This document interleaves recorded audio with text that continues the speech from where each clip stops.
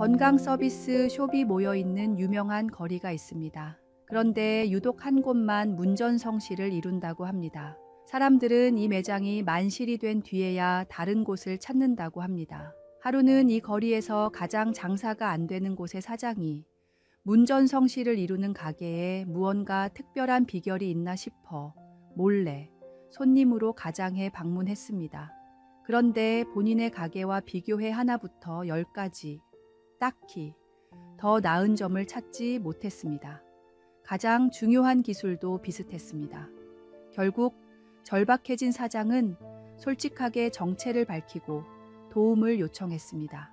그러자 장사가 잘 되는 가게의 사장은 다음과 같이 조언했습니다. 우리 매장은 단순히 기술을 제공하는 곳이 아니라 지친 사람들에게 활력을 제공하는 곳입니다. 저는 우리 가게를 방문한 사람들이 활력을 얻을 수 있도록 신경을 많이 쓰고 있습니다. 마찬가지로 우리 직원들도 단순한 기술자가 아니라 사람들에게 에너지를 불어넣는 사람이라고 가르칩니다. 목적의식에서 오는 작은 차이를 손님들이 느끼고 더 많이 찾아주시는 게 아닐까요? 세상 속에서 살아가는 우리 크리스천의 목적은 무엇입니까? 복음을 더욱 효과적으로 전하기 위해서는 크리스천인 우리가 있는 곳에서 다툼이 그치고 웃음이 피어나고 사랑이 넘쳐나는 곳으로 변화되어야 한다고 생각합니다. 우리가 삶의 목적을 분명히 할 때 단순한 일상의 활동도 새로운 의미를 가지게 됩니다.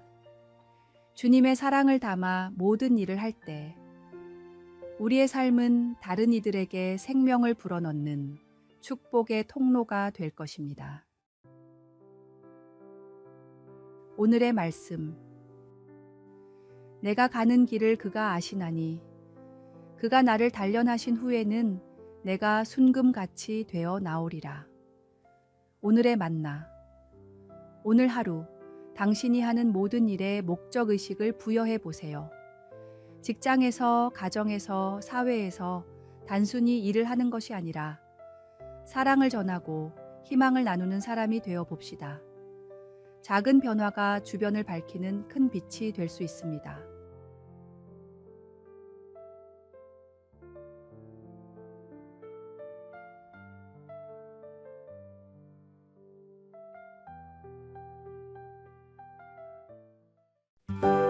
(5월 27일) 화요일 미키모토의 진주섬. 일확천금의 꿈을 안고 쉬는 날마다 바다에 나가 진주를 채취하는 남자가 있었습니다. 하루 종일 허리를 굽혀가며 진주 조개를 찾아도 정작 값 나가는 진주를 찾기는 하늘의 별 따기였습니다. 가끔 운이 좋아 진주를 품고 있는 조개를 찾아도 너무 작거나 볼품 없어서 상품성이 떨어졌습니다. 진주 조개에 왜 진주가 없을까 궁금했던 남자는 이 분야의 전문가인 동경제국대학교의 한 교수를 찾아갔습니다. 교수는 좋은 진주를 얻기 위해서는 양식이 정답이지만 지금까지 아무도 성공한 적이 없다고 말했습니다. 대부분의 사람은 이 말을 듣고 포기했지만 이 남자는 오히려 다음과 같은 꿈을 품었습니다. 그렇다면 내가 진주를 양식하는 세계 최초의 사람이 되어야겠다. 성공할 확률이 1%도 안 된다며 모두가 만류했지만 남자는 자신의 모든 재산을 털어 가족과 함께 작은 섬으로 이사를 가 오로지 진주 양식에만 매진했습니다. 4년 뒤 남자는 세계 최초로 진주 양식에 성공해 세계적인 보석상이 되었고 남자가 이사를 했던 작은 섬은 남자의 이름을 따서 미키모토 진주섬으로 불리며 유명한 관광지가 되었습니다. 진주를 위해 모든 것을 바쳤던 남자처럼 천국을 위해, 복음을 위해 우리의 삶을 주님께 바쳐야 합니다. 가치 있는 목표를 위해 모든 것을 투자할 때 우리의 삶은 진정한 보석과 같은 열매를 맺게 될 것입니다. 오늘의 말씀. 또 천국은 마치 좋은 진주를 구하는 장사와 같으니 극히 값진 진주 하나를 발견하매 가서 자기의 소유를 다 팔아 그 진주를 사느니라. 오늘의 만나. 당신의 삶에서 가장 귀중하게 여기는 가치는 무엇인가요? 그것을 위해 얼마나 헌신하고 계신가요? 오늘 하루 영원한 가치를 향한 열정을 다시 확인하고 도전해 보시기 바랍니다.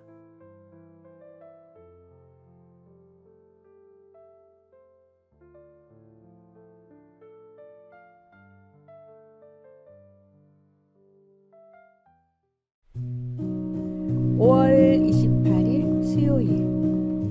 이른 비와 늦은 비의 축복.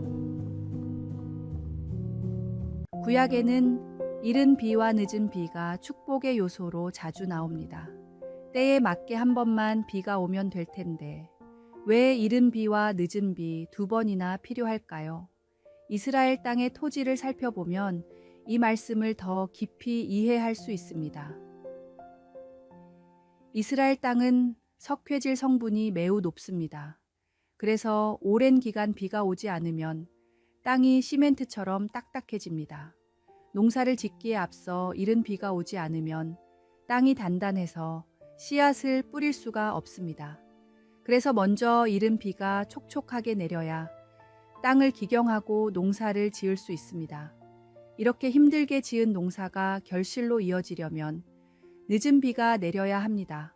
땅은 촉촉해졌지만 씨앗을 키울 양분이 없기 때문입니다. 구약 시절의 이스라엘 땅은 이른 비와 늦은 비가 적절하게 내리지 않으면 도저히 수확을 할 수 없는 매우 척박한 환경이었습니다.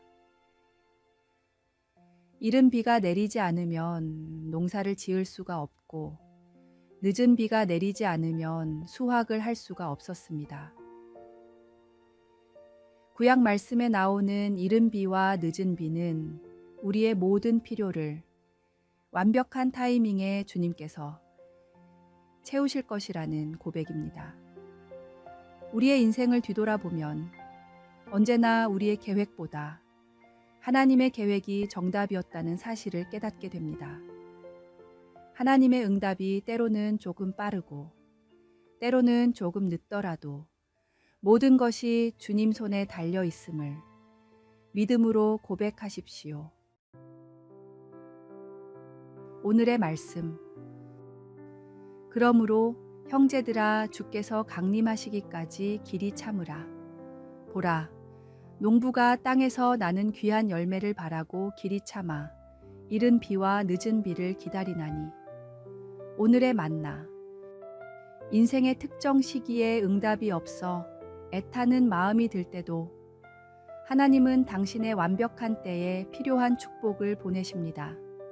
오늘 기다림의 시간도 하나님의 계획 안에 있음을 신뢰하며 이른 비와 늦은 비를 보내실 주님을 기대하는 하루가 되시기 바랍니다.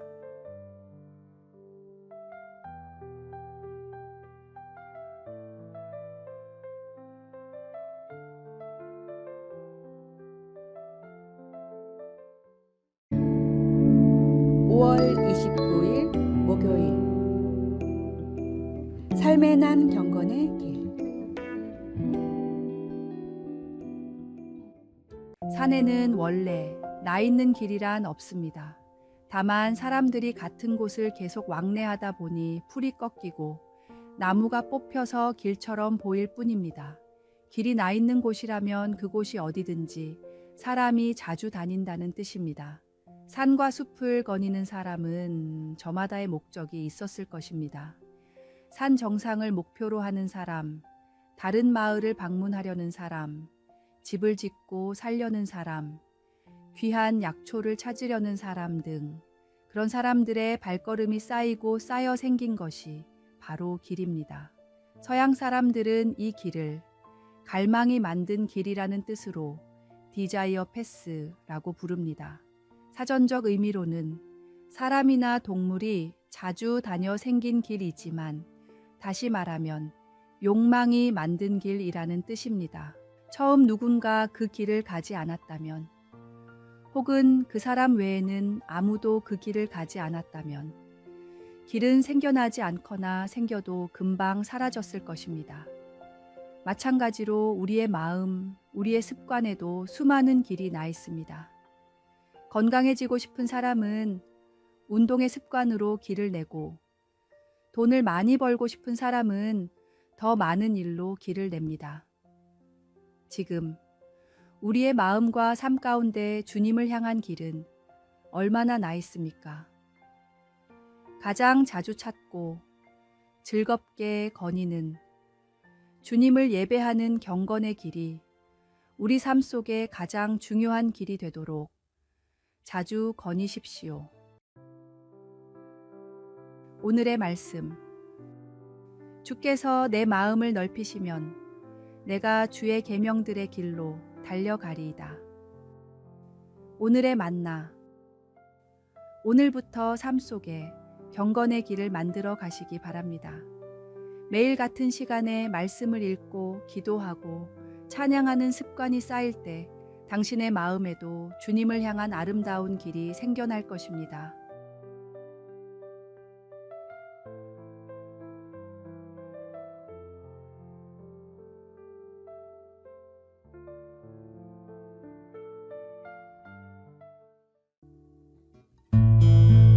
(5월 30일) 금요일, 봄의 마지막 날. 한 정원사가 있었습니다. 그는 매일 아침 정원을 돌보며 하루를 시작했습니다. 하루는 심한 폭우가 내린 후 정원에 많은 꽃들이 망가져 있는 것을 보게 되었습니다. 정원사는 낙담하는 대신 살아남은 꽃들을 하나하나 살피기 시작했습니다. 그리고 그 과정에서 놀라운 발견을 했습니다.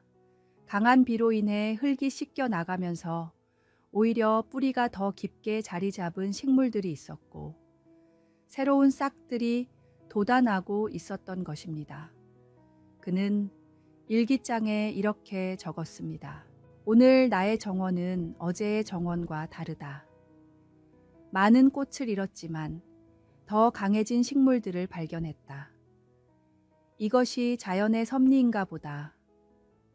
어쩌면 우리 인생도 마찬가지일지 모른다. 실현 후에 더 강해지는 것이 자연의 법칙이라면 나는 오늘의 정원에 감사한다. 5월의 마지막 날에 서서 우리도 지난 봄을 돌아보면 어떨까요? 기대했던 일이 이루어지지 않았을 수도 있고 예상치 못한 어려움을 만났을 수도 있습니다. 하지만 그 속에서도 우리는 분명 성장했고 새로운 가능성을 발견했을 것입니다. 감사는 모든 것이 완벽할 때만 하는 것이 아닙니다. 오히려 부족함 속에서도 채워주시는 하나님의 은혜를 발견할 때 진정한 감사가 시작됩니다. 오늘의 말씀. 범사에 감사하라. 이것이 그리스도 예수 안에서 너희를 향하신 하나님의 뜻이니라. 오늘의 만나. 작은 일상의 순간들, 당연하게 여겼던 것들에서 감사의 이유를 찾아보세요. 감사는 더 많은 감사를 불러오는 축복의 시작입니다.